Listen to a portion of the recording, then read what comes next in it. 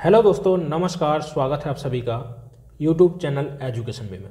उम्मीद है दोस्तों आप सभी लोग बढ़िया होंगे। तो चलिए दोस्तों शुरुआत करते हैं आज की इस वीडियो की। तो दोस्तों आज का जो प्रैक्टिस सेट है, इस प्रैक्टिस सेट में हम जीके से संबंधित कुछ महत्वपूर्ण वैकल्पिक प्रश्न यहाँ पर सॉल्व करने वाले हैं। इन प्रश्नों के साथ साथ हमने कुछ यहाँ पर उत्तर प्रदेश सामान्य ज्ञान से संबंधित भी इस प्रैक्टिस सेट में हमने प्रश्न रखे हुए हैं। तो आपको इस वीडियो को स्किप नहीं करना है, लास्ट तक जरूर देखना है, क्योंकि वो प्रश्न लास्ट में ही हैं। तो वीडियो को ध्यान से जरूर देखिएगा और फुल कंसंट्रेशन के साथ में बैठिएगा, क्योंकि आज का जो प्रैक्टिस सेट है बहुत ही ज़्यादा इंपॉर्टेंट होने वाला है। क्योंकि कुछ ऐसे प्रश्न जो आपके प्रीवियस ईयर के एग्जाम में पूछे गए हैं उनको भी हमने इस प्रैक्टिस सेट में सम्मिलित किया है। तो बहुत ही ध्यान से आप समझते चलिएगा सभी प्रश्नों को, और साथ में हो सके तो कॉपी पेन लेकर बैठिएगा, क्योंकि देखिए कुछ ऐसे यहाँ पर पॉइंट मैं आपको बताऊंगा जो आपके एग्जाम के लिए बहुत ही ज़्यादा इंपॉर्टेंट होंगे। तो चलिए दोस्तों बिना देरी करते हुए हम सबसे पहले प्रश्न की ओर यहाँ पर बढ़ते हैं। चलिए सबसे पहला प्रश्न है आपके सामने। पहला प्रश्न है, कह रहा है कि राज्य के नीति निर्देशक सिद्धांतों का उल्लेख भारतीय संविधान के निम्नलिखित में से किस भाग में किया गया है। तो यहाँ पर देखिए कुछ ऑप्शन है आपके सामने, और पहला ही प्रश्न आपके एग्जाम के लिए बेहद इंपॉर्टेंट है। तो देखिए पहला ऑप्शन है, कह रहा है कि भाग 4 में, भाग 6 में, 3 में या फिर 5 में। तो देखिए राज्य के नीति निर्देशक सिद्धांतों का पूछ रहा है कि किस भाग में किया गया है उल्लेख। तो याद रखना है आपको, यहाँ पर ऑप्शन पहला आपका सही आंसर हो जाएगा। भाग 4 में राज्य के नीति निर्देशक सिद्धांतों का उल्लेख किया गया है। अब देखिए जो वर्तमान का आपका संविधान है उसमें देखिए कुल 25 भाग हैं अभी, और जो पहले का संविधान है उसमें देखिए 22 भाग थे। तो 25 भाग में से देखिए ऐसे बहुत सारे भाग हैं जो आपके एग्जाम के लिए इंपॉर्टेंट है। तो देखिए जो भी महत्वपूर्ण भाग होंगे उनको आप समझ लीजिएगा, यहाँ पर कॉपी पेन लेकर आप नोट जरूर कर लीजिएगा, क्योंकि आपके एग्जाम के लिए महत्वपूर्ण रहेंगे। तो देखिए भाग 1 की बात करते हैं। तो देखिए भाग 1 यहाँ पर इंपॉर्टेंट है, इसमें संघ और उसके राज्य क्षेत्र का उल्लेख किया गया है। भाग 2 की बात करते हैं तो देखिए एकल नागरिकता का उल्लेख किया गया है, भाग 2 में किया गया है। यदि आपसे पूछा जाता है कि नागरिकता है किस देश के संविधान से ली गई है, तो याद रखना है आपको कि जो नागरिकता है भाग 2 में इसका उल्लेख किया गया है। यदि संविधान पूछता है कि किस संविधान कि मतलब किस देश के संविधान से एकल नागरिकता को लिया गया है, तो याद रखना है आपको ब्रिटेन। ठीक है, ब्रिटेन से एकल नागरिकता को लिया गया है। ठीक है, इसके बाद भाग 3 की बात करते हैं। तो भाग 3 में उल्लेख किया गया है, मूल अधिकारों का वर्णन किया गया है। किसका? मूल अधिकारों का वर्णन यदि आपसे पूछा जाता है तो याद रखना है आपको मूल अधिकारों का वर्णन किया गया है भाग 3 में। मूल अधिकार, देखिए जो मूल अधिकार है, यदि आपसे पूछा जाता है कि जो मूल अधिकार है वो किस देश के संविधान से लिए गए हैं, तो याद रखना है यूएसए, ठीक है, अमेरिका के संविधान से लिए गए हैं, मूल अधिकारों को लिया गया है। यदि आपसे पूछा जाता है कि मूल अधिकारों का उल्लेख संविधान के किन अनुच्छेदों के मध्य किया गया है, तो याद रखिएगा अनुच्छेद 12 से लेकर अनुच्छेद 35 तक मूल अधिकारों को बताया गया है। यदि आपसे पूछा जाता है कि कुल कितने मूल अधिकार हैं, तो आपको याद रखना है कुल मूल अधिकार हैं अभी वर्तमान में 6 हैं, और पहले यदि पूछा जाता है कि देखिए पहले कितने मूल अधिकार थे, तो याद रखना है पहले 7 अधिकार थे। ठीक है, भाग 4 की बात कर लेते हैं। तो देखिए जो भाग 4 है, मैंने जैसा कि आपको बताया है, हमारा जो आंसर है वो है भाग 4 है। तो भाग 4 में उल्लेखित है राज्य के नीति निर्देशक तत्व। लेकिन देखिए यहीं तक बात नहीं रुकती है, पूछा जाता है प्रश्न कि राज्य के नीति निर्देशक तत्वों का उल्लेख किस भाग में किया गया है और किन अनुच्छेदों के अंतर्गत किया गया है। तो याद रखना है अनुच्छेद, ठीक है, अनुच्छेद 36 से लेकर अनुच्छेद 51 तक वर्णन किया गया है राज्य के नीति निर्देशक तत्वों का, याद रखिएगा। ठीक है, ठीक है। अब बात आती है, देखिए कि जो राज्य के नीति निर्देशक सिद्धांत है इनको किन देश के संविधान से लिया गया है, किस देश के संविधान से लिया गया है। तो ये भी आपको याद रखना है कि जो राज्य के नीति निर्देशक सिद्धांत है इसको आयरलैंड के संविधान से लिया गया है। ठीक है, चलिए इसके बाद देखते हैं कुछ और, यहाँ पर 1-2 भाग हम जान लेते हैं। इसके बाद बात आती है भाग 9 की। जो भाग 9 है वो है पंचायत से संबंधित। ठीक है, पंचायत आपने सुना होगा, ग्राम पंचायत, ठीक है, जिला पंचायत, इसके अलावा देखिए ब्लॉक पंचायत। ठीक है, तो ये पंचायत की बात है। तो यदि आपसे पूछता है कि किस भाग से संबंधित है, तो याद रखना है भाग 9 से संबंधित है। पूछा जाता है कि पंचायत का उल्लेख किस अनुच्छेद के अंतर्गत किया गया है, तो याद रखना है अनुच्छेद 243 के अंतर्गत पंचायत को रखा गया है। ठीक है, इसके अलावा देखिए बात करते हैं मूल कर्तव्यों को। तो मूल कर्तव्य की बात करते हैं तो भाग 4A, भाग 4A, ठीक है। तो जो भाग 4A है इसके अंतर्गत रखा गया है किसको, मौलिक कर्तव्यों को, जिसको हम मूल कर्तव्य बोलते हैं। मौलिक कर्तव्य हैं जो आपके मौलिक कर्तव्य हैं, इनको रखा गया है किसमें, भाग 4A में रखा गया है। यदि आपसे पूछता है कि संविधान के किस अनुच्छेद में रखा गया है तो याद रखना है संविधान के अनुच्छेद 51A के अंतर्गत इसका उल्लेख किया गया है, ठीक है। कब रखा गया था तो याद रखना है अनुच्छेद के 42वां जो संशोधन हुआ था इसके अंतर्गत मूल कर्तव्यों को, ठीक है, रखा गया था। जो 42वां संशोधन है इसको लघु संविधान के रूप में भी हम जानते हैं, ये भी आप याद रखिएगा, ठीक है। तो देखिए ऐसे पॉइंट एक नहीं, देखिए प्रश्न एक जरूर है यहाँ पर बेटा, लेकिन एक प्रश्नों के साथ में मैं यहाँ पर कम से कम आपको 20-20 प्रश्न देने की कोशिश करूंगा जो आपके एग्जाम के लिए जो जरूरी इंपोर्टेंट पॉइंट है वो आपको यहाँ पर देने की बात करूंगा मैं, ठीक है। चलिए, क्योंकि देखिए समय आपके पास कम है और आप यदि किताबों पर निर्भर करते हैं तो किताबें हैं और जो अन्य टीचर आपको पढ़ाते हैं पूरा पोथन्ना है आपके लिए, ठीक है, पूरा ग्रंथ लिखा हुआ रखा है, समय कम है। यदि आपको उचित ज्ञान मिल जाए जो आपके एग्जाम के लिए जरूरी है, ठीक है, तो आपका बेड़ा गर्क हो जाए। चलिए, बेड़ा गर्क हो जाएगा या बेड़ा पार हो जाएगा। चलिए अगला प्रश्न देखते हैं। चलिए अगला प्रश्न है, देखिए कह रहा है कि अश्वघोष किस शासक के समकालीन थे, ठीक है, किस शासक के समकालीन थे। पहला ऑप्शन है चंद्रगुप्त प्रथम के, कनिष्क के, स्कंदगुप्त या हर्षवर्धन के। तो देखिए ऑप्शन यहाँ पर दूसरा सही आंसर हमारा हो जाएगा, किसके समकालीन थे, कनिष्क। अब बेटा देखिए जो कनिष्क है, यदि आपसे पूछा जाता है कि कनिष्क किस राजवंश से संबंधित थे तो आपको याद रखना है कुषाण, ठीक है। कुषाण राजवंश को हम थोड़ा सा समझेंगे, इससे यहाँ से लगभग 4-5 ऐसे प्रश्न हैं जहाँ से आपके एग्जाम में प्रश्न बन सकता है, तो वो सभी पॉइंट आप नोट कर लीजिएगा, इसके बाद हम आगे बढ़ लेंगे, ठीक है। कोई थोड़ा जल्दी थोड़ी ना है हमको, हम आराम से करेंगे, ठीक है। तो जो कुषाण राजवंश है, यदि आपसे पूछता है कि कुषाण वंश की स्थापना किसके द्वारा की गई थी तो आपको याद रखना है कुजुल कड़फिसेस, ठीक है, कुजुल कड़फिसेस के द्वारा कुषाण वंश की स्थापना की गई थी। यदि सबसे प्रतापी राजा पूछता है कि कुषाण वंश का सबसे प्रतापी राजा कौन था तो आपको याद रखना है कि कुषाण वंश के सबसे प्रतापी जो राजा हुए हैं वो कौन थे, कनिष्क थे, ठीक है। कनिष्क बहुत ज्यादा इंपॉर्टेंट है, इसको आप याद रखना है आपको। चलिए इसके बाद देखिए कनिष्क से संबंधित यहां पर मैं कुछ यहां पर पॉइंट लिखता हूं और वही आपको बताऊंगा।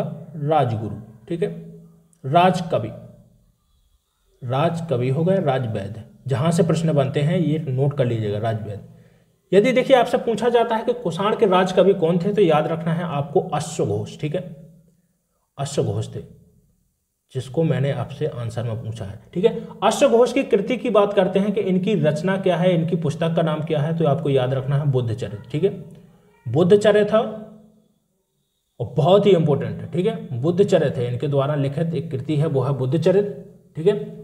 राजवैद्य की बात करते हैं तो देखिए कनिष्क के जो राजवैद्य थे वो थे कौन थे, चरक थे, जो आयुर्वेद के प्रकांड विद्वान थे, ठीक है, चरक जी। और इनके द्वारा जो पुस्तक लिखी गई थी वो थी चरक संहिता, चरक संहिता। इसके अलावा देखिए नागार्जुन, नागार्जुन भी इन्हीं के राज में रहते थे, ठीक है, नागार्जुन। तो ये 3, ठीक है, लेखक हैं जो कनिष्क से संबंधित है, इनको याद रखिएगा। एक तो अश्वघोष हो गए, चरक हो गए और नागार्जुन हो गए, ये तीनों इंपोर्टेंट है, ठीक है। इसके अलावा देखिए एक और पॉइंट जो बेहद इंपोर्टेंट है, इसको नोट कर लीजिएगा। देखिए आपसे पूछा जाता है कि चतुर्थ बौद्ध संगति कहाँ हुई थी, तो थोड़ा सा सुनने का प्रयास कीजिएगा, ध्यान दीजिएगा। यहाँ पर देखिए जो कनिष्क थे वो बौद्ध धर्म को मानते थे, ठीक है, किसको मानते थे, बौद्ध धर्म को मानते थे, ठीक है। तो इनके शासन काल में यदि पूछता है कि मतलब यदि आपसे पूछा जाता है कि चतुर्थ बौद्ध संगति किसके शासन काल में हुई थी तो याद रखना है कनिष्क के शासन काल में हुई थी, ठीक है। यदि पूछता है कि कहां पर हुई थी तो याद रखना है कुंडल वन में हुई थी, ठीक है, कुंडल वन में हुई थी, ये याद रखिएगा, ठीक है। स्थान का आपको याद रखना है और किसके शासन काल में हुई थी, ठीक है, इसको भी आपको याद रखना है। तो ये थे यहाँ से प्रश्न जो आपके एग्जाम में बन सकते हैं, ठीक है। हर्षवर्धन से संबंधित देखिए पूछते हैं तो जो वर्धन वंश था उससे संबंधित है हर्षवर्धन। हर्षवर्धन के शासन काल में एक इंपॉर्टेंट चीज है यहाँ पर कि हर्षवर्धन से संबंधित जो प्रश्न ज्यादातर पूछा जाता है पूछा जाता है कि देखिए चीनी यात्री ह्वेंगसांग किसके शासनकाल में भारत आया था? तो याद रखना है आपको, हर्षवर्धन के शासनकाल में आया था। वो जो ह्वेंगसांग था, इनके द्वारा जो पुस्तक लिखी गई थी उसका नाम था सी यू की, ठीक है, क्योंकि एक चीनी यात्री था और आपने चीनियों की जो भाषा है वो जरूर सुनी होगी। तो इनकी जो पुस्तक का नाम था वो था सी यू की था। पूछा जाता है कि जो ह्वेंगसांग है वो किस उद्देश्य से भारत आया था? तो शिक्षा प्राप्ति करने के लिए भारत आया था, ठीक है। और इनके द्वारा जो सी यू की पुस्तक लिखी गई है इसमें सारा यात्रा वृत्तांत ही लिखा है, ठीक है। तो ये थे यहां से प्रश्न। चलिए अगला प्रश्न है, कह रहा है कि टिटेनस बीमारी निम्नलिखित किसके कारण होती है? फंगस के कारण, विषाणु के कारण होती है, वायरस के कारण होती है, फूल एवं गोबर के कारण होती है। तो देखिए जो बीमारी है यहाँ पर बताना है। देखिए बीमारी से संबंधित यहाँ पर प्रश्न बन सकता है आपके एग्जाम में, ठीक है, क्योंकि जीएस का जो पोर्शन है वो जनरल साइंस पूछी जाती है। तो देखिए सबसे पहले हम जान लेते हैं कि जीवाणु के वजह से कौन कौन सी यहाँ पर बीमारियाँ होती हैं, विषाणु की वजह से कौन कौन सी बीमारियाँ होती हैं, फंगस की वजह से कौन कौन सी बीमारियाँ होती हैं। तो देखिए जो फंगस के कारण बीमारी होती है वो दाद, ठीक है, दाद होती है, ठीक है। इसके अलावा एथलीट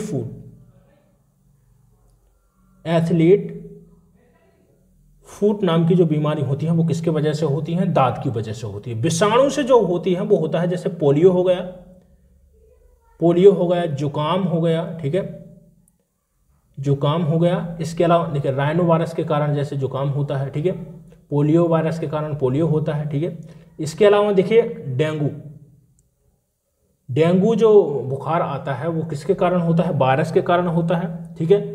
यदि वाहक की बात करते हैं तो जो मच्छर होता है डेंगू का वो वाहक होता है, जिसको हम एडिज एडेप्टिव मच्छर बोलते हैं, ठीक है, मॉस्किटो। इसके अलावा देखिए टीबी भी किसके द्वारा होता है? वो वायरस के द्वारा होती है बीमारी, ठीक है। एड्स एक ऐसी बीमारी है जो वायरस के द्वारा होती है, ठीक है। तो ये थी आपकी विषाणु से कारण होने वाली बीमारी। जीवाणु की बात करते हैं, ठीक है, तो जीवाणु के कारण कौन कौन सी बीमारी होती है समझिएगा। देखिए जैसे हैजा हो गया, निमोनिया हो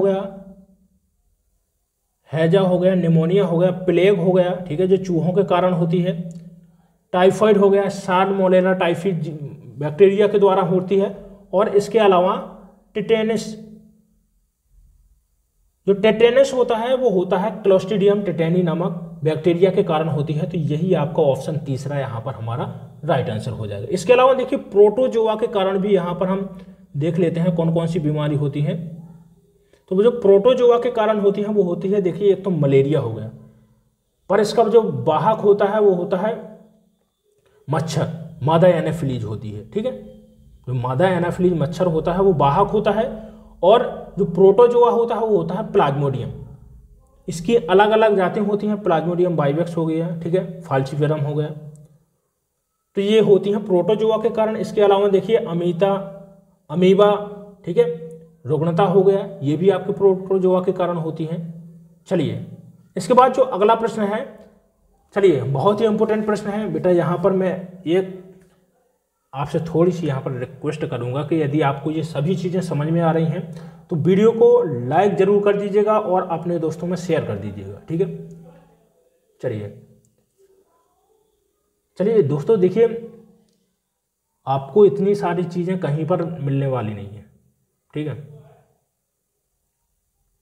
चलिए तो एक लाइक तो बनता है ना, प्लीज़ एक लाइक कर दीजिएगा। चलिए प्रश्न है आपके सामने, कह रहा है कौन सी चक्रवाती हवा चीन सागर में चलती है? पहला ऑप्शन है, कह रहा है टॉर्नेडो, हरिकेन और टाइफून।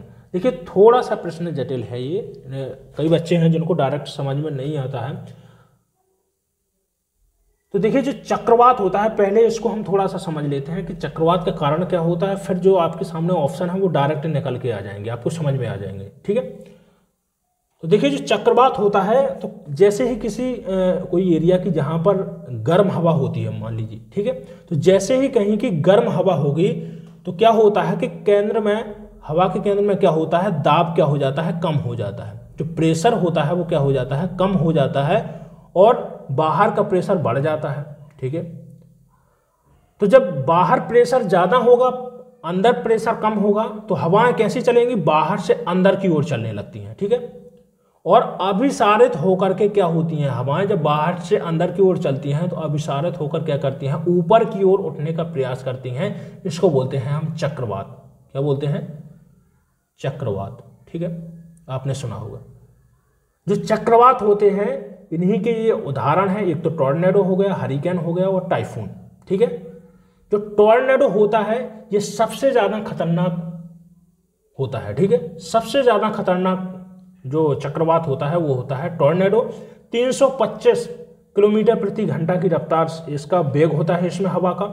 हरिकेन की बात करते हैं तो देखिए जो आपका अटलांटिक सागर का जो एरिया है यहाँ पर ज़्यादातर ये हरिकेन देखने को मिलता है और इसकी जो रफ्तार होती है इसमें हवा की 121 किलोमीटर प्रति घंटे की रफ्तार से इसमें हवा का वेग होता है। ठीक है, जो टाइफून होता है ये आपका जो चीन सागर हो गया, इसके अलावा प्रशांत महासागर हो गया। ठीक है, यहाँ पर ये ज़्यादातर देखने को मिलता है। कौन सा?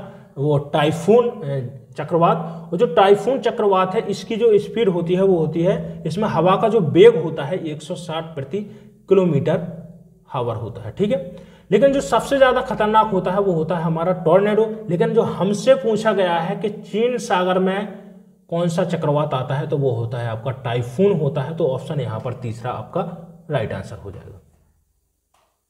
चलिए देखिए, यहाँ पर सभी प्रश्न बहुत ही आज के इंपॉर्टेंट हैं। ध्यान लगाकर बिल्कुल आपको इन सभी प्रश्नों को समझना है।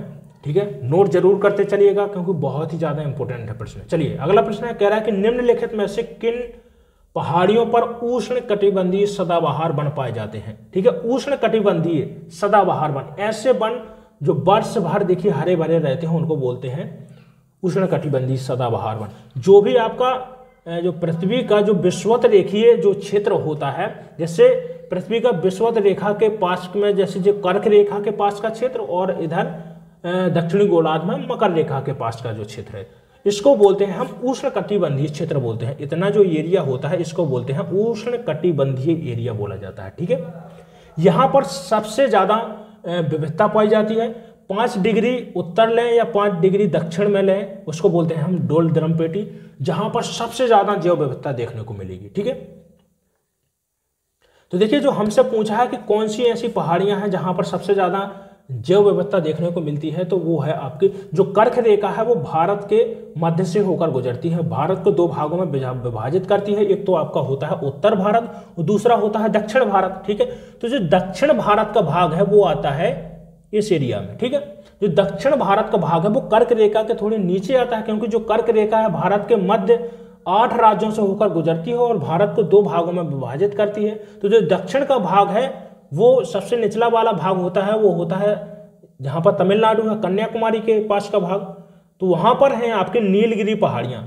और मैंने आपको बताया कि जो ये कर्क रेखा से मकर रेखा वाला भाग है, जो विषुवत रेखीय जो भाग है, यहाँ पर सबसे ज्यादा विविधता आपको देखने को मिलेगी। ठीक है, चाहे वो पेड़ पौधे हों, जीव जंतु हों, सबसे ज्यादा जो विभिन्न प्रकार की प्रजातियां यहाँ पर देखने को मिलेंगी। ठीक है, पेड़ पौधों की एक से एक प्रजातियां होंगी, वर्ष भर यहाँ पर वर्षा भी होती है ज्यादातर। ठीक है, हरे भरे रहते हैं वृक्ष। तो जो नीलगिरी पहाड़ियां हैं वो पाई जाती हैं आपकी तमिलनाडु में पाई जाती हैं। तो यहाँ पर पहला ऑप्शन यहाँ पर राइट आंसर हो जाएगा। उष्ण कटिबंधीय जो सदाबहार वन पाए जाते हैं वो पाए जाते हैं नीलगिरी पहाड़ियों पर। ठीक है, चलिए इसके बाद दूसरा है यहाँ पर अरावली।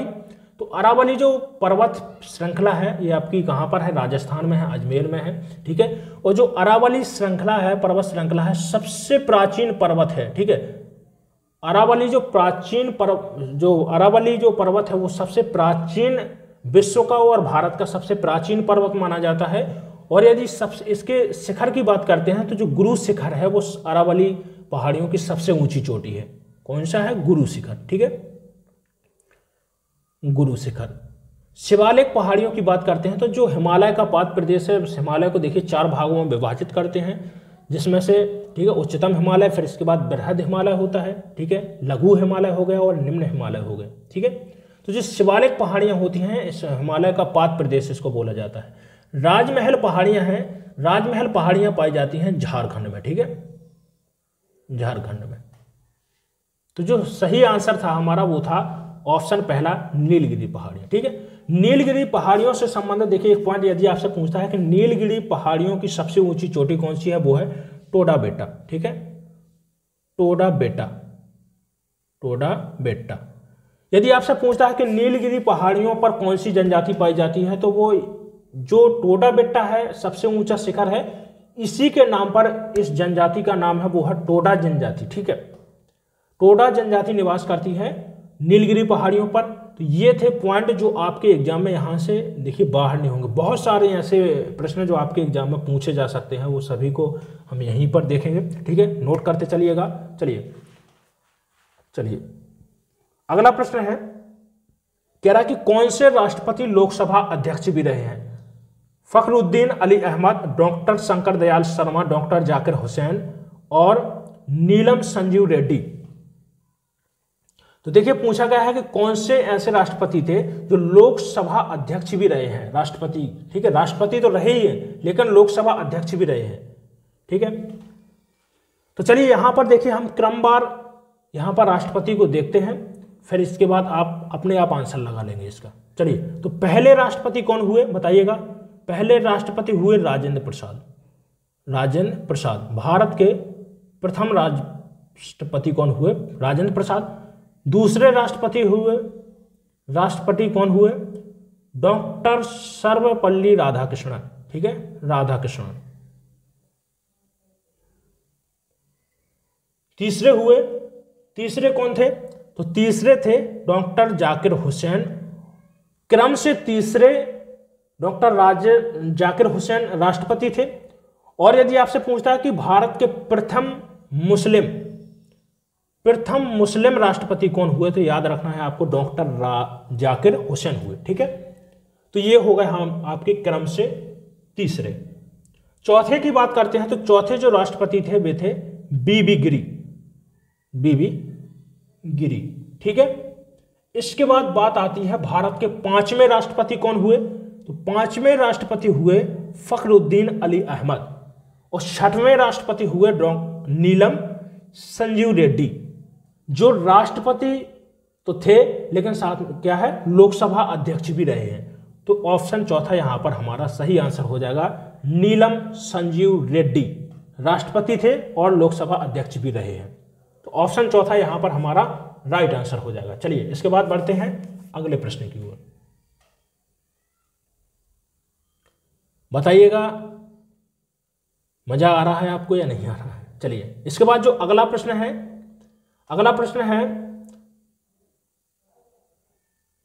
देखिए, प्रश्न है कह रहा है कि भारत की क्रेटर झील का नाम क्या है? पहला ऑप्शन है लोनार झील है, सांबर है, चिल्का झील है और बेम्बना। तो देखिए भारत की क्रेटर झील होती क्या है, पहले इसको समझ लीजिएगा। एक होती है जैसे क्रेटर झील हो गया, दूसरा हो गया लैगून झील हो गया। ठीक है, इसको भी समझ लीजिएगा। और विवर्तनिक झील हो गया। ठीक है, विवर्तनिक झील हो गया। ठीक है, भूस्खलन झील हो गया। बहुत सारी होती हैं ऐसी, लेकिन जो इंपॉर्टेंट है वो समझिएगा। क्रेटर झील ऐसी झील होती है, मान लीजिए कोई ज्वालामुखी के कारण बनी हो या फिर किसी मान लीजिए उल्का पिंड के कारण जो भी गड्ढा हुआ है, टकराव के कारण जो भी गड्ढा हो गया है पृथ्वी पर, उस पर कुछ समय के बाद पानी भर गया। ठीक है, तो ऐसी झील जो निर्मित हुई है उसको क्या बोलते हैं? हम क्रेटर झील बोलते हैं। किसके कारण? या तो ज्वालामुखी के कारण जो गड्ढा होता है या फिर किसी पिंड के टकराव के कारण जो गड्ढा हुआ है वहां पर पानी भर जाता है, तो उसको क्या बोलते हैं? क्रेटर झील बोलते हैं। तो ऐसी झील का उदाहरण है लोनार झील। तो ऑप्शन यहां पर हमारा पहला सही आंसर हो जाएगा। लेगून झील क्या होती है? जो समुद्र के पास का जो क्षेत्र होता है वहां पर पानी भर जाता है, इसमें खारा पानी भर जाता है। ठीक है, तो ऐसी झील होती है लैगून झील होती है। तो इसका उदाहरण है चिल्का झील। जो चिल्का झील है भारत की सबसे बड़ी लैगून झील है। भारत की सबसे बड़ी लैगून झील यदि आपसे पूछता है तो कौन सी है? चिल्का झील है। इसके अलावा यदि आपसे पूछता है कि भारत की सबसे बड़ी खारे पानी की झील कौन सी है, तो वो आपकी चिल्का झील है, जो कहां पर है? उड़ीसा में, खारे पानी की झील। ठीक है, इसके अलावा देखिए लोनार झील है आपकी महाराष्ट्र में है। सांबर झील की बात करते हैं तो सांबर झील है आपकी कहां पर है? राजस्थान। इसके अलावा राजस्थान में है डिडवाना झील हो गई। ठीक है, पोखरन झील हो गई, राजसमंद जयसमंद झील भी राजस्थान में है। बेम्बानद झील की बात करते हैं तो ये है आपकी केरल में। ठीक है, अब देखिए जो बेम्बानद झील है ये इंपोर्टेंट क्यों है इसको समझिएगा। जो बेम्बानद झील है इसमें है आपका सबसे छोटा राष्ट्रीय राजमार्ग, ठीक है, NH-47A। भारत का सबसे छोटा राष्ट्रीय राजमार्ग है वो कहां पर है, बेम्बानद झील है, इसमें है आपका विलिंगटन द्वीप, ठीक है, विलिंगटन द्वीप पर है NH-47A, जो भारत का सबसे छोटा राष्ट्रीय राजमार्ग है। भारत के सबसे बड़े राष्ट्रीय राजमार्ग की बात करते हैं तो वो है 44, ठीक है। अब बात आती है देखिए कि भारत की सबसे बड़ी मीठे पानी की झील कौन सी है, तो वो है बुलर झील, ठीक है। उत्तर पूर्वी भारत की सबसे बड़ी मीठे पानी की झील कौन सी है, लोकटक झील है। लोकटक झील है जिसमें तैरता हुआ राष्ट्रीय उद्यान है वो है आपकी मणिपुर में, ठीक है। यदि आपसे पूछता है कि विश्व की सबसे बड़ी मीठे पानी की झील कौन सी है, वो है सुप्रियर झील है, ठीक है। विश्व की सबसे बड़ी खारे पानी की झील कौन सी है, कैस्पियन सागर झील है। कैस्पियन सागर एक विवर्तनिक झील है। कैसी है, विवर्तनिक झील है। विवर्तनिक झील होती है कि पृथ्वी में हलचल के कारण जो झील बनती है, ठीक है, उसको बोलते हैं हम विवर्तनिक झील बोलते हैं, ठीक है। ये थे आपके कुल झील से संबंधित प्रश्न जो इंपोर्टेंट थे आपके लिए, ठीक है। ठीक है, देखिए एक और थोड़ा सा सुन लीजिएगा, कष्ट है आपको, कष्ट मत कीजिएगा। पुलिकट झील, ठीक है। यदि आपसे पूछता है कि पुलिकट झील कहां पर है तो याद रखना है पुलिकट झील है आंध्र प्रदेश और तमिलनाडु की सीमा पर है, ठीक है।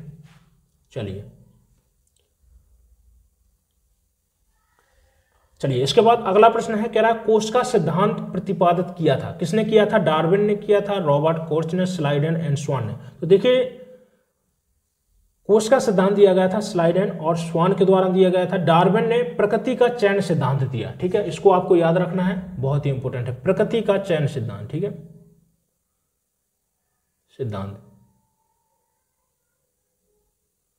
चलिए इसके बाद अगला प्रश्न है, चलिए नेक्स्ट प्रश्न है, कह रहा भारतीय संविधान का कौन सा अनुच्छेद राष्ट्रपति के पद के लिए पुनः निर्वाचन की योग्यता निर्धारित करता है।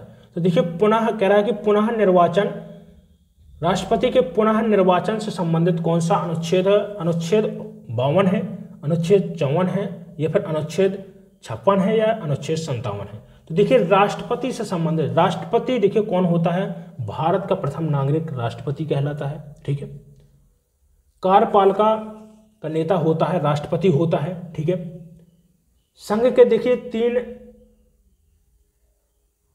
बिंदु आपको बताऊंगा कौन कौन से हैं, एक तो राष्ट्रपति है, ठीक है, राज्यसभा है और लोकसभा है, ठीक है। जिसमें से हम राष्ट्रपति के बारे में बात कर रहे हैं, तो राष्ट्रपति से संबंधित कौन कौन से अनुच्छेद हैं इसको आपको समझना है। राष्ट्रपति से संबंधित जो अनुच्छेद है, अनुच्छेद 52 कहता है किससे संबंधित है, राष्ट्रपति के पद से संबंधित है, ठीक है। अनुच्छेद 54 की बात करते हैं तो निर्वाचन से संबंधित है, लेकिन हमने निर्वाचन नहीं पूछा गया है प्रश्न में। देखिए प्रश्न में पूछा है पुनः निर्वाचन से संबंधित। अनुच्छेद 56 राष्ट्रपति के कार्यकाल से संबंधित है, ठीक है, ठीक है। अनुच्छेद 57 संबंधित है, पुनः निर्वाचन से संबंधित है, तो ऑप्शन यहां पर चौथा आपका सही आंसर हो जाएगा, ठीक है।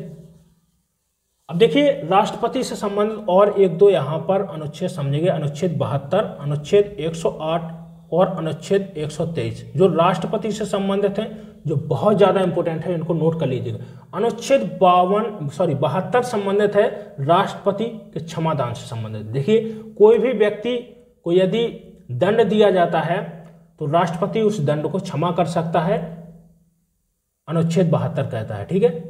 तो अनुच्छेद 72 है क्षमादान से संबंधित, ठीक है। संयुक्त अधिवेशन से संबंधित है कौन, अनुच्छेद 108 संयुक्त अधिवेशन, ठीक है। देखिए यदि आपसे पूछता है कि संयुक्त अधिवेशन की बैठक कौन बुलाता है, तो याद रखना है राष्ट्रपति बुलाता है। लेकिन संयुक्त अधिवेशन की अध्यक्षता यदि आपसे पूछता है कि कौन करता है संयुक्त अधिवेशन की अध्यक्षता, तो संयुक्त अधिवेशन की अध्यक्षता करता है लोकसभा अध्यक्ष करता है। अनुच्छेद 123 की बात करते हैं तो अध्यादेश जारी करना किस अनुच्छेद में दिया गया है, 123 में दिया गया है, ठीक है। राष्ट्रपति अध्यादेश जारी कर सकता है, ठीक है। अब देखिए ये तो हो गया राष्ट्रपति से संबंधित, कुछ देखिए एक दो और हैं जो राष्ट्रपति से संबंधित है, ये इंपोर्टेंट है, ठीक है। एक तो आपको आर्टिकल 60 याद रखना है और 61 जो अनुच्छेद 61 है राष्ट्रपति की शपथ से संबंधित है, ठीक है। यदि आपसे पूछता है कि राष्ट्रपति को शपथ कौन दिलाता है, तो उच्चतम न्यायालय का मुख्य न्यायाधीश राष्ट्रपति को शपथ दिलाता है। अनुच्छेद 61 की बात करते हैं तो महाभियोग से संबंधित है, ठीक है। राष्ट्रपति के हटाने की प्रक्रिया को बोला जाता है महाभियोग, जो अनुच्छेद 61 में है, ठीक है। चलिए, ये थे राष्ट्रपति से संबंधित कुछ अनुच्छेद, इससे बाहर बेटा एक भी प्रश्न नहीं होगा। चलिए अगला प्रश्न है, देखिए कह रहा है कि विश्व जैव विविधता दिवस कब मनाया जाता है? 22 मार्च को, 22 मई, 23 जून, 16 अप्रैल को। तो देखिए विश्व जैव विविधता दिवस कब मनाया जाता है? विश्व वर्ल्ड डाइवर्सिटी, ठीक है, तो 22 मार्च को मनाया जाता है विश्व जल दिवस। विश्व जल दिवस मनाया जाता है कब? 22 मार्च को। 22 अप्रैल की बात करते हैं तो 22 अप्रैल को मनाते हैं विश्व पृथ्वी दिवस, ठीक है। 22 मई को मनाया जाता है विश्व जैव विविधता दिवस,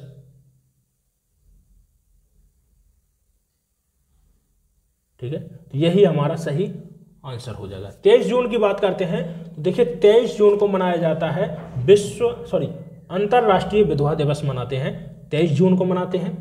चलिए इसके बाद अगले प्रश्न की ओर चलिए।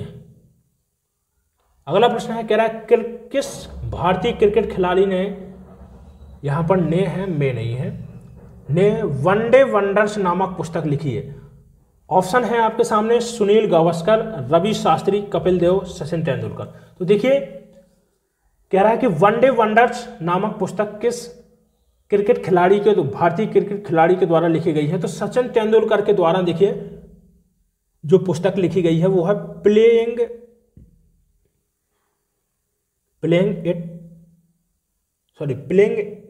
Eight my way, playing at my way. Kapil Dev के द्वारा जो लिखी गई है स्ट्रेट फ्रॉम द हार्ट, ठीक है। रवि शास्त्री के द्वारा लिखी गई है स्टार गैजिंग। देखिए रवि शास्त्री एक फेमस कोच रहे हैं, साथ में देखिए कमेंटेटर रहे हैं, ठीक है। तो star gazing the players in my life, ठीक है, ये किसके द्वारा लिखी गई है? रवि शास्त्री के द्वारा। सुनील गावस्कर के द्वारा लिखी गई है वनडे वंडर्स, तो यहां पर ऑप्शन पहला हमारा सही आंसर हो जाएगा। चलिए अगला प्रश्न है, कह रहा है मोढेरा का सूर्य मंदिर किस राज्य में स्थित है? पहला ऑप्शन है बिहार में है, गुजरात में है, उड़ीसा में है या फिर बंगाल में है। तो देखिए बंगाल से संबंधित कौन सा, तो देखिए कालीघाट मंदिर संबंधित है किससे? बंगाल से संबंधित है, ठीक है। उड़ीसा की बात करते हैं तो देखिए उड़ीसा के मंदिर जितने भी हैं आपके एग्जाम के लिए बहुत इंपॉर्टेंट हैं। जितने भी मंदिर हैं देखिए निश्चित रूप से देखिए यहां से प्रश्न बने हैं, एग्जाम में पूछे गए प्रश्न हैं यहां से, ठीक है। तो देखिए लिंगराज मंदिर हो गया, इसके अलावा देखिए भुवनेश्वर का मंदिर हो गया, ठीक है।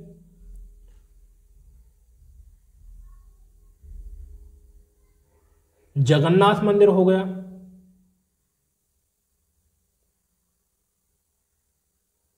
ठीक है। इसके अलावा देखिए बेताल देवल मंदिर हो गया, और जो सबसे ज्यादा इंपॉर्टेंट है वो है कोणार्क का सूर्य मंदिर, जिसको हम ब्लैक पैगोडा भी बोलते हैं, ठीक है। बिहार की बात करते हैं तो देखिए बिहार में है बैद्यनाथ मंदिर।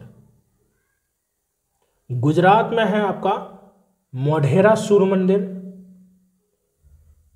ठीक है। अब देखिए जो मोढेरा सूर्य मंदिर है कहां पर है? गुजरात में है। सोलंकी वंश के जो राजा थे भीमदेव प्रथम के द्वारा इस मंदिर का निर्माण कराया गया था। कहां पर कराया गया था? मोढेरा में करवाया गया था, इसलिए इसका नाम क्या पड़ गया? मोढेरा सूर्य मंदिर, ठीक है। पूछता है किस नदी के किनारे है, तो याद रखना है आपको पुष्पावती नदी है, उसी के किनारे ये मंदिर बना हुआ है, वो है मोढेरा सूर्य मंदिर। तो ऑप्शन यहाँ पर दूसरा सही आंसर हो जाएगा। चलिए अगला प्रश्न है, कह रहा है निम्नलिखित में से किसका सही मेल बाघ आरक्षित क्षेत्र परियोजना के साथ नहीं बैठता। ठीक है, तो बताना है आपको कि कौन सा एक बाघ आरक्षित क्षेत्र है जो उसके स्थान के साथ में सही मेल नहीं खा रहा है। पहला ऑप्शन है, कह रहा है सरिस्का, कहां पर है, अलवर, बिल्कुल सही है, सरिस्का अलवर राजस्थान में है।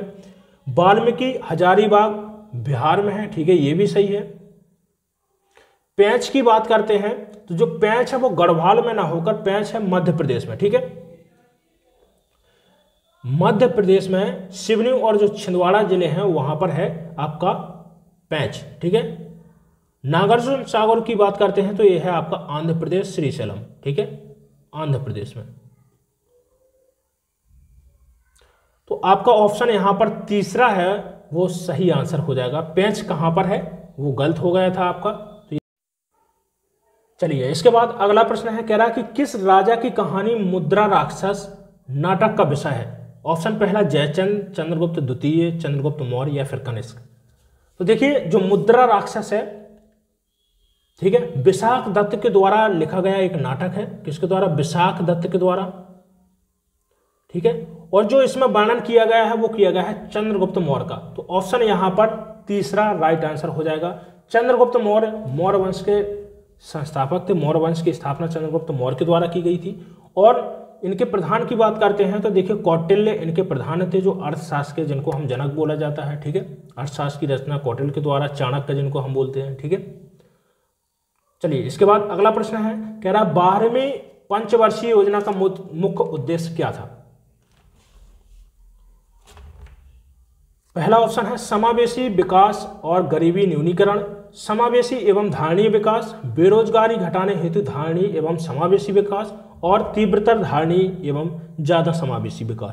तो देखिए जो 12वीं पंचवर्षीय योजना थी इसको चलाया गया था अप्रैल 2012 से, जो इसका समय रहा है अप्रैल 2012 से मार्च 2017 तक का समय 12वीं पंचवर्षीय योजना का रहा है। और इसका उद्देश्य रहा है कि विकास तीव्र हो, ज्यादा समावेशी विकास और धारणीय। ठीक है, तो ऑप्शन यहां पर चौथा सही आंसर हो जाएगा। चलिए इसके बाद अगला प्रश्न है, कह रहा है मोहम्मद गौरी ने जयचंद को किस युद्ध में पराजित किया था। ऑप्शन यहां पर पहला है, कह रहा तरायन का युद्ध। ठीक है, तरायन का यहां पहला युद्ध। ठीक है, तरायन का प्रथम युद्ध या फिर तरायन का दूसरा युद्ध में या फिर चंदावर के युद्ध में या फिर कन्नौज के युद्ध में। तो देखिए मोहम्मद गौरी ने जयचंद को किस युद्ध में पराजित किया था। तरायन की युद्ध की बात करते हैं तो तरायन का प्रथम युद्ध हुआ था 1151 ईस्वी में। और किस शासकों के मध्य में हुआ था, तो याद रखना है आपको, ये हुआ था मोहम्मद गौरी और पृथ्वीराज चौहान के मध्य हुआ था। ठीक है, ठीक है, जिसमें मोहम्मद गौरी की क्या हुई थी, प्रथम तरायन के युद्ध में मोहम्मद गौरी की हार हुई थी और चौहान जीत गए थे। ठीक है, लेकिन जो तरायन का दूसरा युद्ध हुआ इसमें क्या हुआ, मोहम्मद गौरी की जीत हो गई थी। ठीक है, मोहम्मद गौरी की जीत हुई थी और चौहान हार गए थे। ठीक है, उल्टा हो गया था। चंदावर की बात करते हैं तो चंदावर का युद्ध हुआ था मोहम्मद गौरी और, ठीक है, कन्नौज के राजा थे जयचंद, इनके मध्य में हुआ था चंदावर का युद्ध। तो यही आपका आंसर सही हो जाएगा। कन्नौज का युद्ध जिसे हम बिलग्राम युद्ध के नाम से भी जानते हैं, ठीक है, बिलग्राम युद्ध के नाम से जानते हैं, यह युद्ध हुआ था हुमायूं और शेरशाह सूरी के मध्य। किसके मध्य, शेरशाह सूरी के मध्य हुआ था कन्नौज का युद्ध। ठीक है, चलिए अगला प्रश्न है, देखिए कह रहा है कि द्वितीय बौद्ध संगीति का आयोजन किसके शासनकाल में किया गया था। पहला ऑप्शन है अशोक के शासनकाल में, कनिष्क, काल अशोक या फिर अजातशत्रु। चलिए कमेंट कर दीजिएगा कि इसका सही आंसर क्या होगा। और बहुत ही जबरदस्त प्रश्न है, बस आपको ये मेरा काम करेंगे तभी मैं ये प्रश्न बताऊंगा, नहीं तो इसके बाद आगे बढ़ जाऊंगा। ठीक है, काम है यदि आप चैनल पर नए हो तो चैनल को कर लीजिएगा सब्सक्राइब। ठीक है, और इस वीडियो को अपने दोस्तों में शेयर जरूर कर दीजिएगा। चलिए देखिए यहाँ पर प्रश्न है, कह रहा है द्वितीय बौद्ध संगीति का आयोजन किसके शासनकाल में किया गया था। तो आपको यहाँ पर याद रखना है कौन कौन सी चीजें, यहाँ पर मैं बताता हूँ। 4 यहाँ पर बौद्ध संगीति में बता रहा हूँ।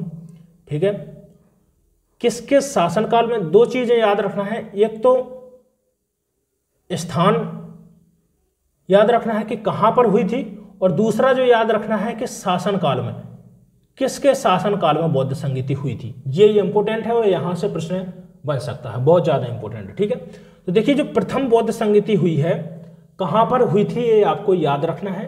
एक तो आपको स्थान याद रखना है, तो स्थान है प्रथम बौद्ध संगीति का वो है राजगृह। ठीक है, प्रथम बौद्ध संगीति हुई थी राजगृह में। और जो किसके शासनकाल में हुई थी तो ये आपको याद रखना है अजातशत्रु। अजातशत्रु आर्यक वंश के क्या थे, सॉरी हार्यक वंश के क्या थे, राजा थे। ठीक है, दूसरी जो बौद्ध संगीति है वो किसके शासनकाल में हुई तो याद रखना है आपको काल अशोक। ठीक है, काल अशोक के शासनकाल में। कहां पर हुई तो ये याद रखना है वैशाली में हुई। ठीक है, दूसरी बौद्ध संगीति वैशाली में हुई। तीसरी जो बौद्ध संगीति है वो हुई पाटलिपुत्र में। ठीक है, पाटलिपुत्र में अशोक के शासनकाल में हुई। ठीक है, और जो चौथी बौद्ध संगीति है वो हुई थी कुंडलवन में, मैं आपको बता चुका हूं। ठीक है, कनिष्क के शासनकाल में हुई थी। ठीक है, तो जो हमसे पूछ रहा है कि द्वितीय बौद्ध संगीति का आयोजन किसके शासनकाल में किया गया था तो याद रखना है काल अशोक के शासनकाल में वैशाली में इसका आयोजन हुआ था। तो ऑप्शन यहां पर तीसरा आपका राइट आंसर हो जाएगा। चलिए, तो चलिए दोस्तों देखिए, मैंने जैसा कि आपको बताया है कि चाहे देखिए वो पॉलिटी हो, सभी को हमने यहाँ पर कवर किया है। जैसे पॉलिटी हो गया, हिस्ट्री हो गया, जियोग्राफी हो गया। ठीक है, लेकिन देखिए जो उत्तर प्रदेश का जब एग्जाम है तो ऐसा नहीं हो सकता कि उत्तर प्रदेश की बात ना हो, उत्तर प्रदेश के जो प्रश्न हैं उनकी बात ना करें हम। तो देखिए उत्तर प्रदेश से संबंधित यहाँ पर आज हमने प्रश्न कुछ अलग रखे हैं जो आपके एग्जाम के लिए बहुत ही ज़्यादा इंपॉर्टेंट है। ठीक है, यदि आपने यहाँ तक लगातार वीडियो देखा है तो बहुत ही अच्छा किया है, नहीं देखा है तो एक बार फिर से वीडियो को देख लीजिएगा, क्योंकि आज का वीडियो बहुत ही इंपॉर्टेंट है और यहाँ से प्रश्न निश्चित रूप से आपके एग्जाम में देखे जाएंगे। ठीक है, तो प्रश्न है देखिए उत्तर प्रदेश स्पेशल से प्रश्न है। ठीक है, उत्तर प्रदेश सामान्य ज्ञान से प्रश्न है। देखिए पहला प्रश्न है, कह रहा उत्तर प्रदेश राज्य का पुलिस महानिदेशालय कहाँ पर स्थित है। पहला ऑप्शन है मेरठ में है, आगरा में, लखनऊ में या फिर कानपुर में। तो देखिए उत्तर प्रदेश राज्य का पुलिस महानिदेशालय कहां पर है, लखनऊ में है। ऑप्शन यहां पर सी राइट आंसर हो जाएगा। देखिए यदि आपसे पूछा जाता है कि उत्तर प्रदेश पुलिस विभाग, उत्तर प्रदेश पुलिस का मुख्यालय कहां पर है तो याद रखना है आपको प्रयागराज में है, प्रयागराज में। ठीक है, यदि आपसे पूछा जाता है कि उत्तर प्रदेश लोक सेवा आयोग, उत्तर प्रदेश लोक सेवा आयोग कहां पर है तो ये भी कहां पर है, प्रयागराज में है, याद रखिएगा। ठीक है, चलिए इसके बाद बढ़ते हैं अगले प्रश्न में। चलिए थोड़ा सा और मैं आपको यहां पर डिटेल में कुछ जानकारी दे देता हूं। जैसे मेरठ की बात करते हैं, यदि आपसे पूछा जाता है, यूपी स्पेशल से संबंधित ही बताऊंगा। ठीक है, मेरठ की बात करते हैं। देखिए शिक्षक का मन कब करता है यदि आप उसकी बात माने तो। ठीक है, यदि आप बात मान रहे हैं, यदि आपको लग रहा है कि आपके हित में ये वीडियो है तो आप एक लाइक कर दीजिएगा। ठीक है, और वीडियो को शेयर तो करके देखिएगा, फिर देखिएगा किस तरीके से मैं आपके लिए प्रश्न लाता हूं। तो देखिए मेरठ की बात करते हैं। यदि आपसे पूछता है कि उत्तर प्रदेश में सबसे पहले क्रांति की शुरुआत कहां से हुई थी। 1857 की जो क्रांति है, 1857 की क्रांति की शुरुआत उत्तर प्रदेश में किस जिले से हुई थी तो याद रखना है वो हुई थी मेरठ से। ठीक है, मेरठ से। यदि आपसे पूछता है कि 1857 की क्रांति के समय गवर्नर जनरल कौन था तो याद रखना है लॉर्ड कैनिंग। ठीक है, लॉर्ड कैनिंग इंपोर्टेंट है। ठीक है, आजादी के समय पूछता है तो माउंटबेटन थे। ठीक है, चलिए आगरा, तो देखिए आगरा से संबंधित कुछ इंपोर्टेंट पॉइंट देखिए, पूछता है कि अकबर का मकबरा कहां पर है। उत्तर प्रदेश में अकबर का मकबरा कहां पर है तो आगरा में है, याद रखना है। ठीक है, कैलाश मेला का आयोजन यदि आपसे पूछा जाता है कि कहां पर किया जाता है तो आगरा में किया जाता है, याद रखिएगा। ठीक है, आगरा में देखिए बुलंद दरवाजे का निर्माण अकबर के द्वारा करवाया गया था, तो ये भी आपको याद रखना है। किसका, सॉरी बुलंद दरवाजा। ठीक है, फतेहपुर सीकरी में। ठीक है, बुलंद दरवाजा है, तो बुलंद दरवाजे का निर्माण आगरा में किसके द्वारा, अकबर के द्वारा करवाया गया था। इसके अलावा देखिए आगरा में पंचमहल, जोधाबाई महल भी कहाँ पर है, फतेहपुर सीकरी में है। ठीक है, ये आपकी आगरा से संबंधित है। लखनऊ में आपको बता चुका हूं। इसके अलावा देखिए पूछता है यदि आपसे कि विश्व अनुसंधान संस्थान कहाँ पर है, तो याद रखना है आपको लखनऊ में है। ठीक है, उपोष्ण बागवानी संस्थान कहाँ पर है, तो वो भी आपका लखनऊ में है। ठीक है, इसके अलावा यदि आपसे पूछता है कि भूल भुलैया कहाँ पर है, तो ये भी आपका लखनऊ में है। ठीक है, भूल भुलैया। इसके अलावा देखिए लखनऊ की बात करते हैं तो देखिए लखनऊ से संबंधित और भी यहाँ पर प्रश्न है। ठीक है, औषधि संस्थान कहाँ पर है। यदि आपसे पूछता है कि राष्ट्रीय गन्ना संस्थान कहाँ पर है, तो राष्ट्रीय गन्ना संस्थान भी कहाँ पर है, लखनऊ में है। यदि आपसे पूछता है कि दाल अनुसंधान संस्थान कहाँ पर है, तो वो है कानपुर में है। ठीक है, ये थे कुछ महत्वपूर्ण बिंदु। चलिए इसके बाद अगला प्रश्न है, कह रहा है कि रिहंद घाटी परियोजना उत्तर प्रदेश के किस जिले में स्थापित है। वेरी इंपॉर्टेंट प्रश्न है। ठीक है, वेरी इंपॉर्टेंट, बताइएगा। तो रिहंद घाटी जो परियोजना है वो उत्तर प्रदेश के किस जिले में स्थापित की गई है। कह रहा है वाराणसी में, इलाहाबाद में, सोनभद्र में या फिर मिर्जापुर में। तो देखिए जो रिहंद घाटी परियोजना है वो कहां पर, सोनभद्र में। ठीक है, सोनभद्र में है, तो ऑप्शन यहां पर सी हमारा सही आंसर हो जाएगा। सोनभद्र से होकर गुजरती है एक नदी है आपकी रिहंद नदी। ठीक है, जो रिहंद नदी है वो है सोन नदी की सहायक नदी है। ठीक है, और इसी रिहंद नदी पर बनाया गया है, रिहंद बांध बनाया गया है। ठीक है, रिहंद बांध रिहंद नदी पर बनाया गया है। जो रिहंद बांध बनाया गया है इसी को बोलते हैं हम गोविंद बल्लभ पंत। ठीक है, गोविंद बल्लभ पंत लिख लीजिएगा, गोविंद बल्लभ पंत झील के नाम से जानते हैं, गोविंद बल्लभ पंत झील, जो भारत की सबसे बड़ी कृत्रिम झील है। इसको आपको याद रखना है, बहुत ज्यादा इंपॉर्टेंट है। ठीक है, पूछा गया प्रश्न है। जो गोविंद बल्लभ पंत झील है वो भारत की सबसे बड़ी कृत्रिम झील है। ठीक है, चलिए इसके बाद अगला प्रश्न है, देखिए कह रहा है कि उत्तर प्रदेश राज्य के किस स्थान पर गौतम बुद्ध विश्वविद्यालय स्थापित है। पहला ऑप्शन है कुशीनगर, सारनाथ, ग्रेटर नोएडा या फिर इनमें से कोई नहीं। तो देखिए जो गौतम बुद्ध विश्वविद्यालय है वो गौतम बुद्ध नगर में इसकी स्थापना की गई है, जिसका मुख्यालय कहां पर है, ग्रेटर नोएडा। तो ऑप्शन यहां पर सी सही आंसर हो जाएगा, कुशीनगर। ठीक है, अब देखिए कुशीनगर की बात करते हैं तो कुशीनगर जो है महात्मा जो गौतम बुद्ध हुए हैं उनका जन्मस्थली है कुशीनगर। ठीक है, सारनाथ की बात करते हैं तो सारनाथ में इन्होंने अपना प्रथम उपदेश दिया था गौतम बुद्ध ने। अब देखिए इसके अलावा हम कुछ देख लेते हैं यहाँ पर कौन कौन से जो आपके विश्वविद्यालय हैं जो इंपॉर्टेंट है आपके एग्जाम के लिए उत्तर प्रदेश से संबंधित। तो देखिए पूछता है कि बाबा साहेब अम्बेडकर, ठीक है, बाबा साहेब अम्बेडकर विश्वविद्यालय कहाँ पर है, तो आपको याद रखना है वो है लखनऊ में है, लखनऊ में है। इसकी स्थापना 1996 में की गई थी। ठीक है, पूछता है कि ललित कला अकादमी कहाँ पर है, तो यह भी आपको याद रखना है, ललित कला अकादमी, ललित कला अकादमी कहाँ पर है, ये भी है लखनऊ में। ठीक है, आपसे पूछता है कि अलीगढ़ मुस्लिम विश्वविद्यालय कहाँ पर है, जो ठीक है, तो अलीगढ़ मुस्लिम विश्वविद्यालय है अलीगढ़ में है, और इसकी स्थापना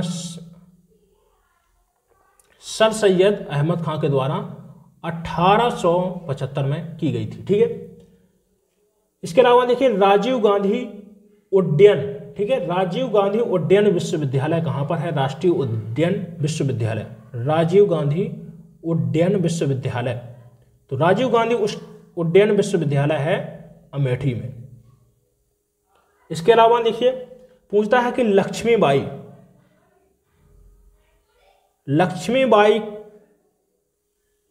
लक्ष्मीबाई कृषि विश्वविद्यालय कहां पर है, तो याद रखना है 2014 में इस विश्वविद्यालय की स्थापना की गई थी झांसी में, और ये प्रदेश का सबसे पहला कृषि विश्वविद्यालय है। ठीक है, तो ये थे कुछ विश्वविद्यालय जो आपके एग्जाम के लिए महत्वपूर्ण है। चलिए बेटा इसके बाद बढ़ते हैं अगले प्रश्न की ओर। कह रहा है उत्तर प्रदेश के किस नगर को ताला नगरी के नाम से जाना जाता है। ऑप्शन ए गाजीपुर को, अलीगढ़ को या फिर मुरादाबाद, जौनपुर। तो देखिए जो गाजीपुर है, गाजीपुर को जानते हैं हम गाजीपुर में क्या है, अफीम फैक्ट्री, ठीक है, अफीम फैक्ट्री। अलीगढ़ में है ताला बनाने का कारखाना, ठीक है, या बोल सकते हैं ताला की फैक्ट्री है। मुरादाबाद को हम जानते हैं पीतल नगरी, क्यों, क्योंकि पीतल के बर्तन बनाए जाते हैं यहाँ पर, ठीक है, प्रसिद्ध है। जौनपुर कालीन के लिए प्रसिद्ध है, ठीक है। तो देखिए ऑप्शन बी के साथ सही आंसर चला जाएगा। अलीगढ़ को बोलते हैं ताला नगरी के नाम से जानते हैं, इसके ताले सभी जगह प्रसिद्ध हैं, विश्वविख्यात है, ठीक है। जैसे आगरा हो गया आपका पेठा नगरी के नाम से प्रसिद्ध है, ठीक है। चलिए अगला प्रश्न है, कह रहा है कि निम्नलिखित में से उत्तर प्रदेश की सर्वाधिक लंबी नहर कौन सी है। पहला ऑप्शन है आगरा नहर, शारदा नहर, बेतवा नहर या फिर दसान नहर। तो देखिए जो शारदा नहर है, ऑप्शन बी यहाँ पर सही आंसर हो जाएगा। शारदा नहर उत्तर प्रदेश की सर्वाधिक लंबी नहर है, ठीक है, जो शारदा नदी पर है। चलिए अगला प्रश्न है, कह रहा है उत्तर प्रदेश राज्य की सीमा पड़ोसी देश नेपाल मिलाकर कितने राज्यों से मिलती है, ठीक है। तो देखिए उत्तर प्रदेश, यहां पर समझने की बात है, प्रश्न को थोड़ा सा घुमाकर मैंने यहां पर पूछा है।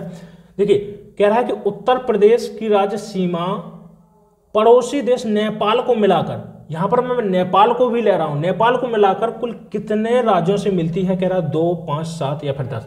तो देखिए उत्तर प्रदेश है कुल 8 राज्यों के साथ में सीमा साझा करता है। एक है केंद्र शासित प्रदेश और एक आपका जो मैंने यहां पर नेपाल लिया है, ठीक है।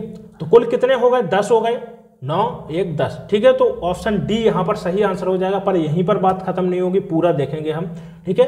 तो जो 8 है यहां पर, वो कौन कौन से राज्य हैं जो उत्तर प्रदेश के साथ में सीमा साझा करते हैं।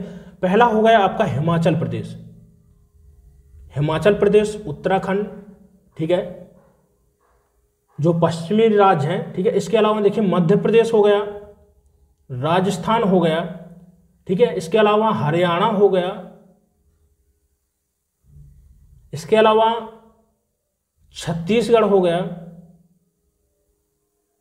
ठीक है, बिहार हो गया और झारखंड। तो ये हैं आपके 8 राज्य जो उत्तर प्रदेश के साथ में सीमा साझा करते हैं। और एक केंद्र शासित प्रदेश है, वो है आपका दिल्ली, ठीक है, और एक आपका जो नेपाल। तो कुल मिलाकर यहां पर 10 आंसर है। लेकिन देखिए जब प्रश्न में नेपाल नहीं होगा तो कितने, 9। ये पूछ सकता है कि जो उत्तर प्रदेश है वो कुल कितने राज्यों के साथ में, कुल कितने राज्यों के साथ में सीमा साझा करता है। तो कुल 9 राज्यों के साथ में सीमा बनाता है, ठीक है। यदि देखिए आपसे पूछता है कि ऐसा कौन सा राज्य है जो 3 ओर, उत्तर प्रदेश का कौन सा जिला है जो 3 ओर से मध्य प्रदेश से घिरा हुआ है, तो आपको याद रखना है वो है ललितपुर, ठीक है। ललितपुर में सबसे ज्यादा यदि खनिज की बात करते हैं तो यूरेनियम और तांबा खनिज पाए जाते हैं ललितपुर में, ठीक है। ललितपुर याद रखिएगा, ठीक है। इसके अलावा देखिए ऐसा कौन सा राज्य है, ऐसा कौन सा जिला है उत्तर प्रदेश का जो 4 राज्यों से घिरा हुआ है, ठीक है, 3 राज्यों से। तो आपका झारखंड हो गया, छत्तीसगढ़ हो गया, मध्य प्रदेश हो गया, ठीक है, और बिहार, 4 राज्यों से, ठीक है। तो वो है आपका सोनभद्र।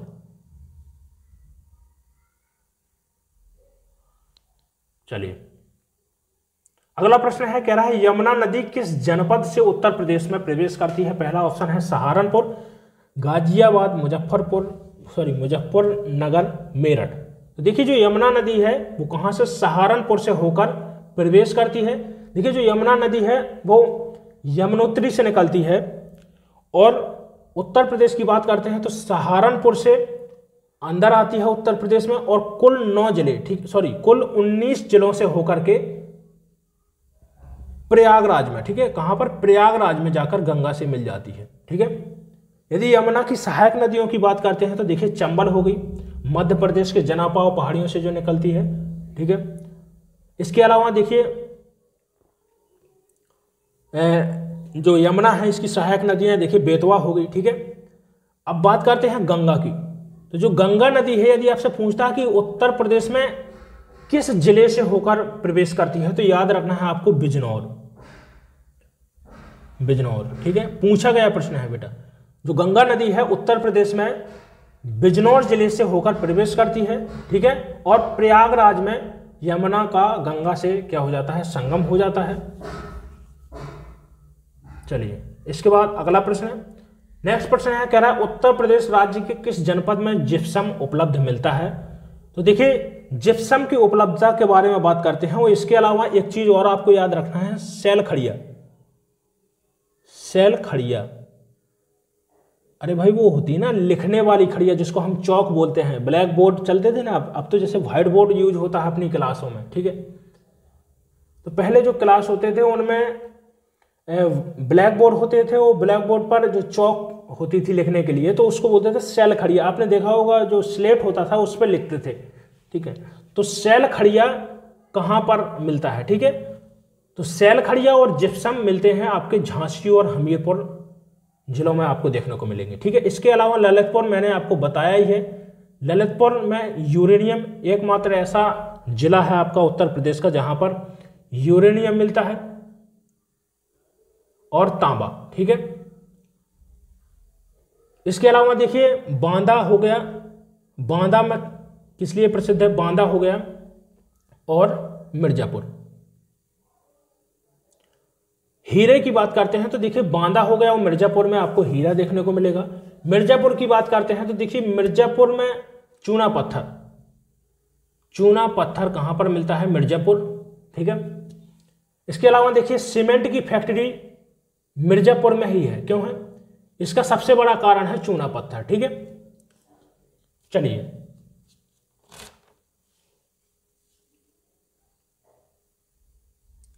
चलिए देखिए बांदा की बात मैंने की है, तो बांदा से संबंधित एक और यहां पर पॉइंट कि बॉक्साइट की बात करते हैं तो बेटा बॉक्साइट सबसे ज्यादा यदि मिलता है उत्तर प्रदेश में तो वो है बांदा जिला में, ठीक है। चलिए तो दोस्तों आज के सभी प्रश्न देखिए हमने कंप्लीट कर लिए हैं, वो बहुत ही जबरदस्त प्रश्न थे। देखिए जीके का जो पोर्शन है इसमें साथ में देखिए हमने पॉलिटी हो गया, जियोग्राफी हो गया, साइंस हो गया, कुछ प्रश्न ऐसे थे जो मतलब अर्थव्यवस्था से संबंधित भी यहाँ पर प्रश्न थे, ठीक है, जो इकोनॉमिक्स होता है। तो सभी को सम्मिलित करके एक कंप्लीट प्रैक्टिस सेट आपको दिया है। सभी यहाँ पर टॉपिक्स को हमने थोड़ा थोड़ा छुआ है जो आपके एग्जाम के लिए महत्वपूर्ण है। इस प्रैक्टिस सेट को करके आप अपने एग्जाम की तैयारी को जरूर आंक सकते हैं कि आपकी तैयारी कितनी बेहतर है। यदि आपकी तैयारी कमजोर है तो बस आपको हमारे साथ बने रहना है। जो आपका समय है हम बर्बाद नहीं करेंगे, जितना समय है आपका उपयोगी होगा। देखिए आधे घंटे से लेकर 1 घंटे तक का ही वीडियो होता है, आपको आधा घंटा का समय देना है डेली। बस मेरे साथ में बैठिएगा और कॉपी पेन लेकर जरूर बैठिएगा और फुल कंसंट्रेशन के साथ में बैठिएगा, सुनते चलिएगा। बस मुझे दिखेगा आपका जो रिजल्ट आएगा वो सकारात्मक आएगा जीके में, ठीक है। तो याद रखिएगा आपको जीके का महाराजा बना दूंगा मैं, बस आपको मेरे साथ बने रहना है, ठीक है। तो चलिए देखिए दोस्तों, इस वीडियो को आपने शेयर नहीं किया है तो अभी फिर भी बोल रहा हूँ कि शेयर जरूर कर दीजिएगा। वीडियो कैसा लगा है, यदि अच्छा लगा हो तो एक लाइक जरूर कर दीजिएगा और चैनल को सब्सक्राइब कर लीजिएगा। चलिए इसके बाद मिलते हैं अगले वीडियो में, तब तक के लिए धन्यवाद।